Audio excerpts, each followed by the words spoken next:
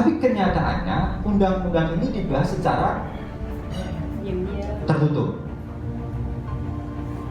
Rapat di DPR, wartawan dan teman-teman yang melakukan pemantauan di balkon diminta untuk keluar, fraksi balkon. Nah, saya dulu bukan fraksi balkon, saya di dalam, tapi sekarang saya orang luar. Sudah insaf. Sebelum kita lanjut, jangan lupa subscribe dan nyalakan loncengnya, agar tidak ketinggalan info terbaru dari Davina News. Video ini dipersembahkan oleh Indo Express. Indo Express Fast Handling, Fast Solution. Bapak Ibu yang saya hormati, saya selaku Direktur Eksekutif akan memimpin memandu acara diskusi ini, tetapi sebenarnya juga merangkap sebagai salah satu mengantarkan diskusi ini. Diskusi ini sebenarnya kami beberapa orang ini rajin dulu ngopi bersama, tapi sudah lama dengan ngopi dan bicara soal perkembangan dunia pertambangan.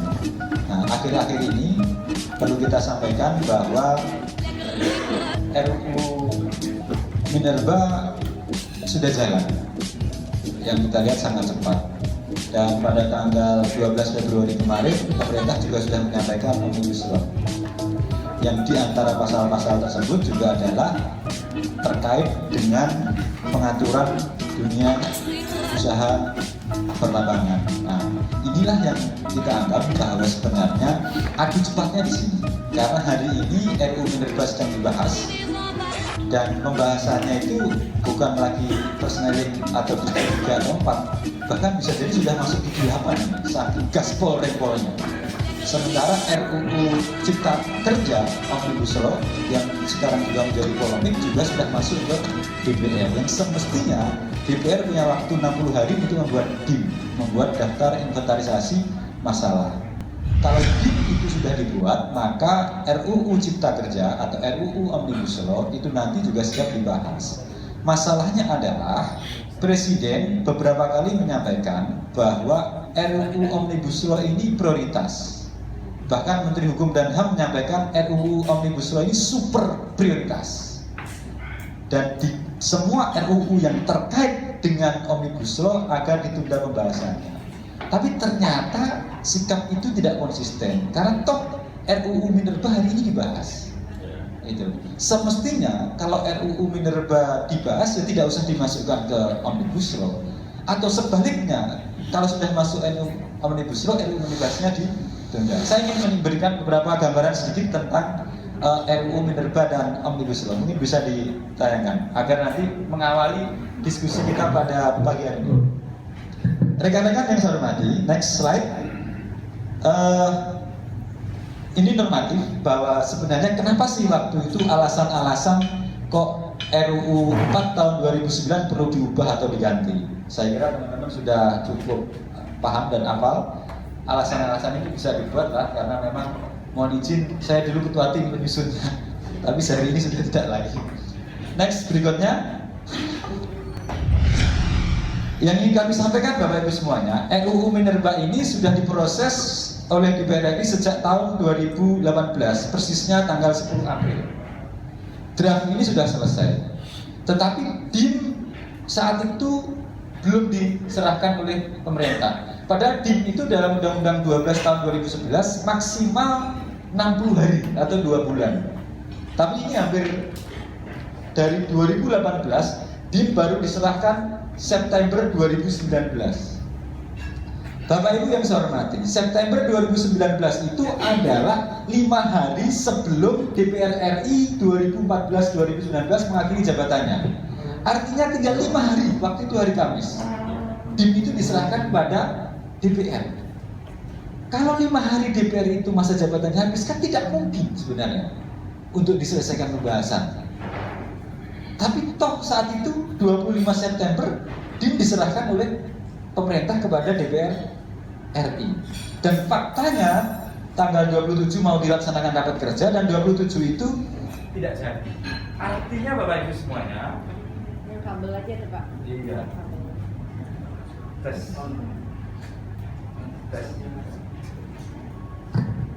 Tes 1. Ini kenapa nggak dari tadi bro? Artinya Bapak Ibu semuanya agak mantul Mas. Artinya RUU Minerba pada DPR 2014 dan 2019 sama sekali belum dilakukan pembahasan. Satu pasal pun, satu nomor BIM pun belum dilakukan pembahasan. Next slide. Bapak Ibu yang saya hormati, akhirnya RUU Minerba itu masuk dalam Prolegnas 2020 sebagai Prolegnas prioritas.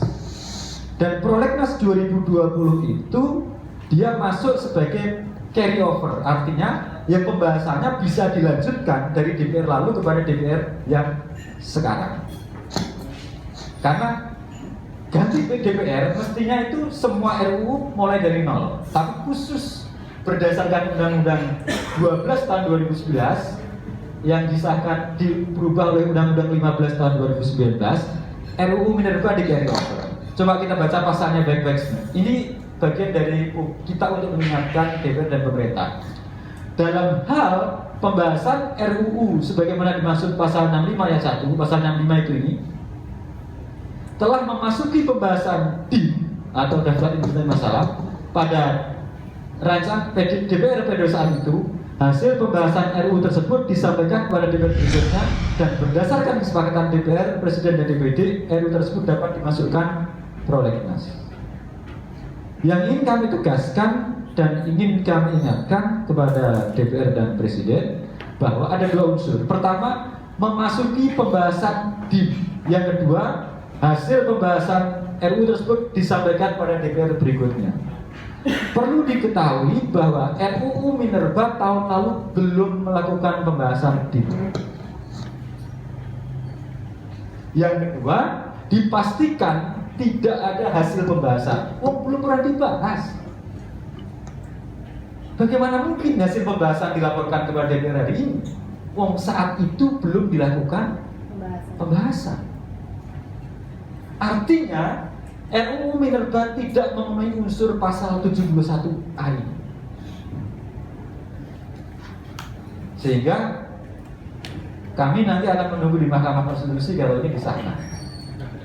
Itu. Karena sudah pasti melanggar undang-undang yang disahkan pada akhir DPR periode berikutnya itu. Tapi kan toh saat ini dibahas lebih lanjut gitu. Padahal tidak memenuhi syarat untuk dilakukan pembahasan oleh DPR periode hari ini. Mohon izin Pak Ketua Komisi yang di belakang ya, artinya saya berani begini agar beliau juga. Next slide berikutnya. Bapak Ibu semuanya, ini normatif saja. Ini proses pembahasan RUU di DPR. Hari ini penyusunan sudah dilakukan oleh DPR, pembahasan sudah dimulai sekarang, dan sekarang sudah dilakukan rapat panitia kerja, panja. Rapat panja untuk membahas DIM. Setelah panja nanti ada tim sinkronisasi dan tim kecil kembali ke rapat kerja disahkan dalam rapat paripurna. Sekarang pertanyaannya berapa lama membahasnya? Next slide. Kita ada 938 DIM. Ada 175 pasal dan tambah sekitar 30-an pasal. Kalau dibaca satu persatu saja 2 bulan tidak selesai. Tapi apakah mungkin selesai? Sangat mungkin selesai karena pakai mesin Formula 1. Pakai Formula 1 jadi melesat 400 km per jam. Saya kira inilah yang menjadi problem pembahasan dari RUU Minerba. Isinya banyak, isinya panjang, tetapi jangan-jangan publik nanti akan mendapatkan sebuah tahu-tahu selesai. Yang berikutnya permasalahannya adalah Bapak Ibu semuanya, Undang-Undang 12 tahun 2011 tentang pembentukan peraturan perundang-undangan itu mensyaratkan bahwa pembahasan RUU itu transparan dan partisipatif. Transparan itu maksudnya informasi itu terbuka bagi publik. Tapi kenyataannya undang-undang ini dibahas secara tertutup. Rapat di DPR, wartawan dan teman-teman yang melakukan pemantauan di balkon diminta untuk keluar, fraksi balkon. Saya dulu bukan fraksi Balkon, saya di dalam, tapi sekarang saya orang luar. Sudah insaf.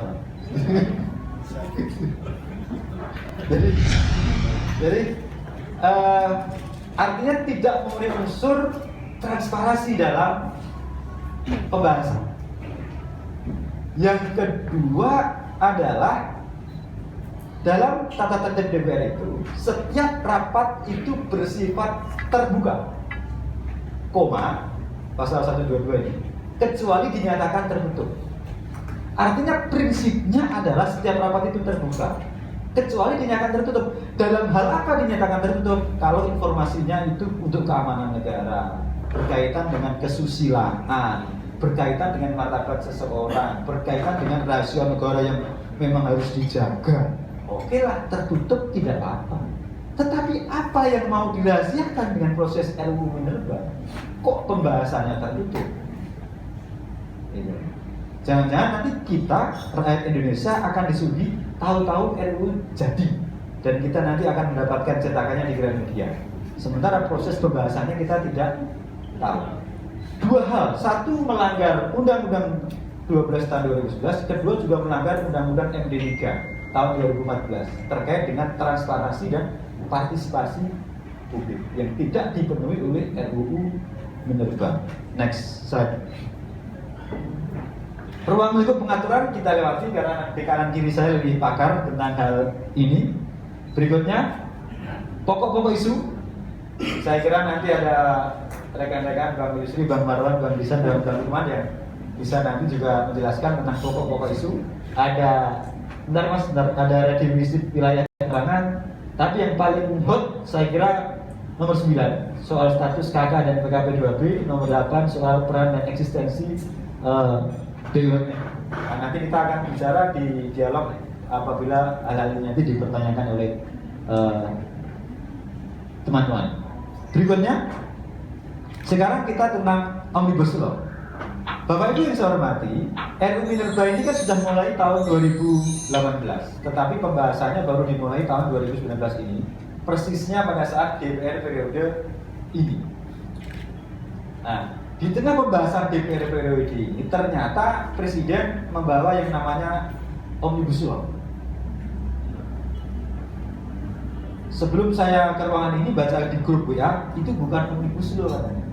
Itu Metro Mini yang ugal-ugalan katanya. Begitu katanya.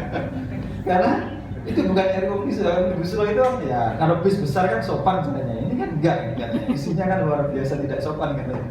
Gitu. Nah, Omnibus Law ini kata pemerintah merupakan pemangkasan, penyederhanaan, penyelarasan dan berbagai pengaturan dalam satu undang-undang. Saya kira ini terlalu akademik, porsinya Dr. Edi sebenarnya menjelaskan sebagai dosen, tetapi inilah sebenarnya untuk diketahui. Jadi Omnibus Law maksudnya semua undang-undang disatukan dalam satu undang-undang yang nanti akan mencabut dan merubah undang-undang tersebut. Nah, permasalahannya begini teman-temannya. Ini khusus RUU Minerba ya, dan RUU Migas. Karena Migas juga dari proses perubahan. RUU Omnibus Law nanti atau RUU Cipta Karya, konsepnya ini adalah mencabut dan merubah. Mencabut ketentuan pasal Undang-Undang Minerba dan merubah ketentuan Undang-Undang pada Minerba, Undang-Undang 4 tahun 2009. Masalahnya adalah undang-undang yang akan dicabut dan yang akan dirubah itu sekarang sedang dalam proses pembahasan perubahan. Iya. Apa?